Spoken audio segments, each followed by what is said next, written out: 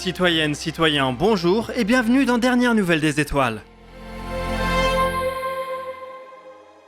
Au cours des années 60, les États-Unis ont déployé en orbite des satellites chargés de surveiller les essais nucléaires.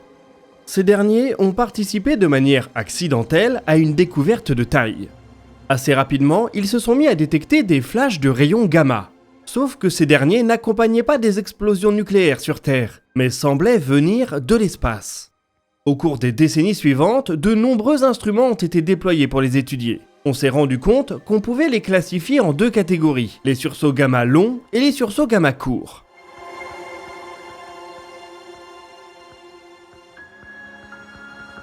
De nombreuses hypothèses ont été émises quant à leur origine. On pouvait seulement être sûr qu'ils étaient produits par des événements extrêmement violents, puisque les rayons gamma constituent le domaine le plus énergétique du spectre électromagnétique.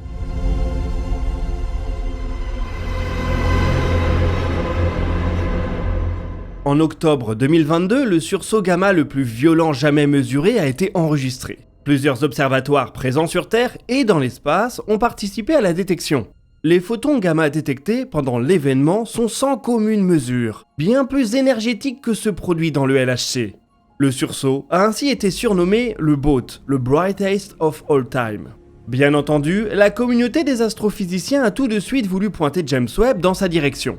Seulement, l'événement était bien trop lumineux. Il a fallu attendre 6 mois pour que les conditions permettent l'utilisation du télescope géant.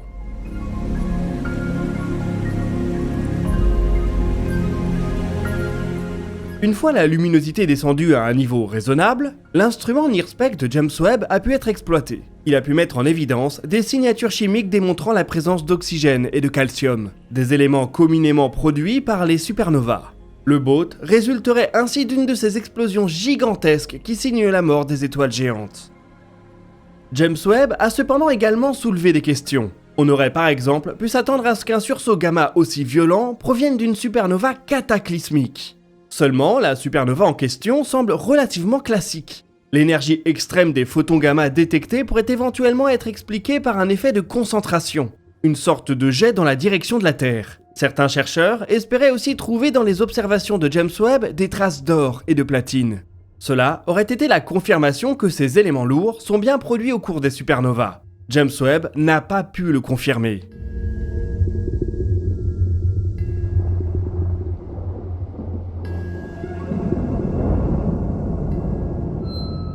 Il reste ainsi difficile de confirmer l'origine de tous les éléments chimiques. On sait que l'hydrogène, l'hélium et un peu de lithium ont été formés au cours du Big Bang. Les éléments plus lourds, allant jusqu'au fer, sont créés par les processus de fusion au cœur des étoiles. Et on suppose que la majorité des éléments encore plus lourds, dont le platine et l'or, sont créés au cours de l'effondrement même des supernovas. Détecter leur signature après un flash de rayons gamma particulièrement énergétique aurait permis de confirmer ce mode de synthèse.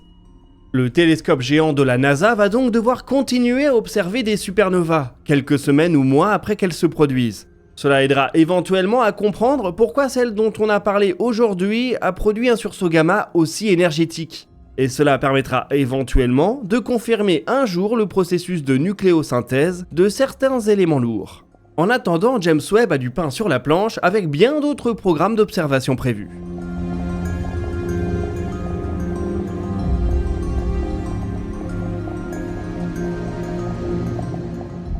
Il n'y a pas que les sursauts gamma qui battent des records ces derniers temps. Il y a aussi les fusées. Le 13 avril, SpaceX est parvenu à faire décoller et atterrir un même booster de Falcon 9 pour la 20e fois. Il s'agit du booster 1062 qui avait commencé sa carrière en novembre 2020. En seulement 3 ans et demi de carrière, il aura ainsi réalisé plus de vols que certaines familles de fusées entières. Cela comprend des vols habités comme la mission Inspiration 4 et des déploiements de satellites Starlink comme tous les autres boosters de Falcon 9. SpaceX a profité de ce lancement pour battre un autre record, celui du laps de temps le plus court entre deux lancements depuis un même pas de tir. L'ensemble de lancements 40 de Cap Canaveral avait ainsi fait décoller une autre Falcon 9 seulement 48 heures auparavant. Le lanceur phare de SpaceX est ainsi plus mature que jamais, et on se demande jusqu'où la valse des réutilisations va pouvoir aller.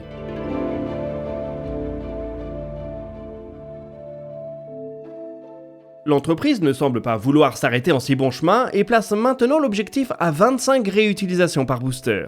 Ce dernier pourra éventuellement être relevé si cet objectif est atteint.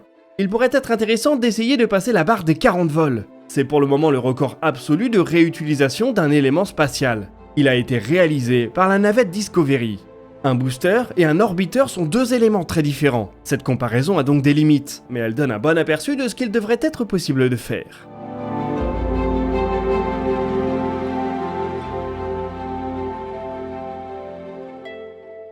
Pour les navettes spatiales, malheureusement, ces multiples réutilisations n'avaient pas vraiment permis d'abaisser les coûts de l'accès à l'espace, bien au contraire. Chaque vol d'une navette coûtait très cher et demandait de longs et minutieux travaux d'inspection, de réparation et de maintenance. SpaceX est probablement dans une équation économique bien plus avantageuse. Le booster 1062 détient également le record du temps le plus court entre deux vols, 21 jours et 4 heures. D'après SpaceX, parmi ces 21 jours, seuls 9 avaient été nécessaires pour les opérations de remise en état. Le reste avait été occupé par les opérations de transport et de préparation de vol. Pour un lanceur capable de réatterrir sur son pas de tir, comme le Starship, il pourrait donc y avoir encore pas mal de temps à gagner. SpaceX semble ainsi avoir trouvé un modèle économique que l'entreprise va pouvoir continuer à améliorer. Au fur et à mesure que les boosters de Falcon 9 seront réutilisés et que le temps entre deux vols diminuera, une partie des coûts de l'entreprise devrait continuer à baisser. Si le Starship parvient ensuite à appliquer la même logique au second étage, alors la partie hardware pourrait devenir presque négligible dans les coûts des lancements spatiaux.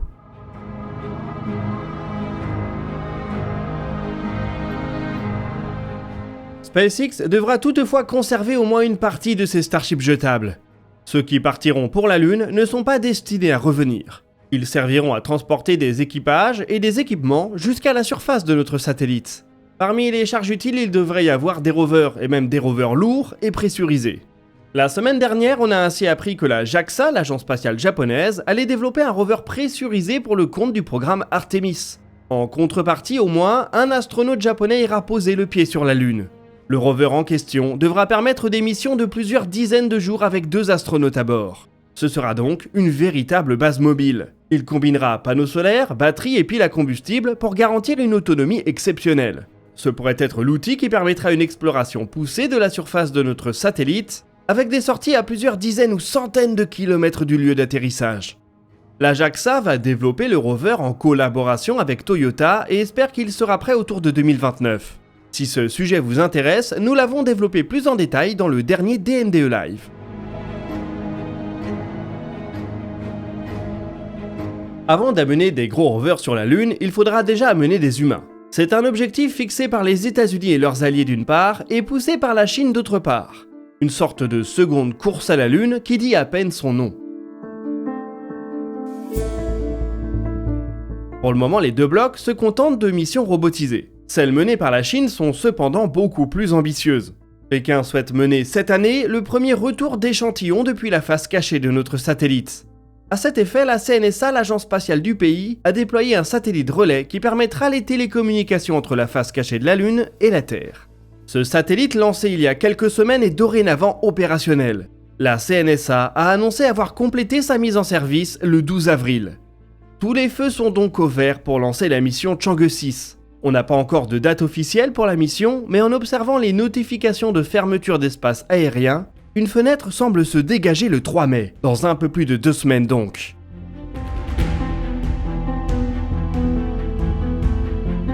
Après la mission Chang'e 6, le satellite de télécommunication lunaire Cheqiao 2 poursuivra sa mission pendant encore bien des années. Il devrait notamment servir de relais aux missions Chang'e 7 et 8. Ce mois de mai est en train de se dessiner comme un moment de vérité pour les ambitions lunaires des uns et des autres. D'un côté, la Chine prouvera qu'elle est capable d'aller jusqu'à la Lune et d'en revenir, même sur une destination complexe comme la face cachée. De l'autre, les États-Unis devront montrer des progrès sur un 4e vol d'essai de l'architecture Starship Super Heavy. L'un pousse son programme d'exploration robotique à un niveau très avancé, et l'autre développe une architecture habitée potentiellement révolutionnaire, mais qui pourrait encore nécessiter bien des années avant d'être capable d'atteindre la Lune. Laquelle de ces deux démarches est la plus pertinente, c'est l'histoire qui nous le dira. Bien évidemment, les États-Unis ne délaissent pas complètement l'exploration robotique. C'est le rôle du programme CLPS qui a connu son premier succès un peu plus tôt cette année avec l'atterrisseur Nova C. Ce dernier devrait mener une seconde mission un peu plus tard dans l'année. Ce Il transportera un véhicule d'un nouveau genre, un rover sauteur. Un drone équipé de micro-propulseurs qui sera capable de réaliser des bonds pour mener une exploration sur une large zone. Dénommé Micronova, il devrait être capable de transporter jusqu'à 1 kg de charge utile scientifique et de voyager jusqu'à 25 km de son site d'atterrissage. Il pourra notamment sauter dans des cratères qui n'ont pas connu la lumière du jour depuis des milliards d'années. C'est là que doit se trouver une grande partie de l'eau lunaire sous forme de glace. L'exploration de ces régions si prometteuses de notre satellite devrait donc pouvoir démarrer d'ici quelques mois.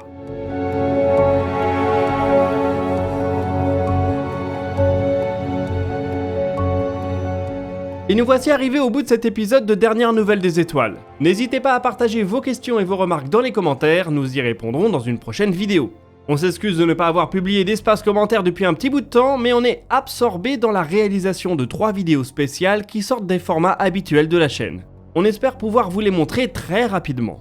Vous pouvez consulter la description pour retrouver nos sources et nos réseaux sociaux. Nous, on se donne rendez-vous jeudi pour la diffusion de la première de ces vidéos spéciales, et d'ici là, citoyennes, citoyens, portez-vous bien.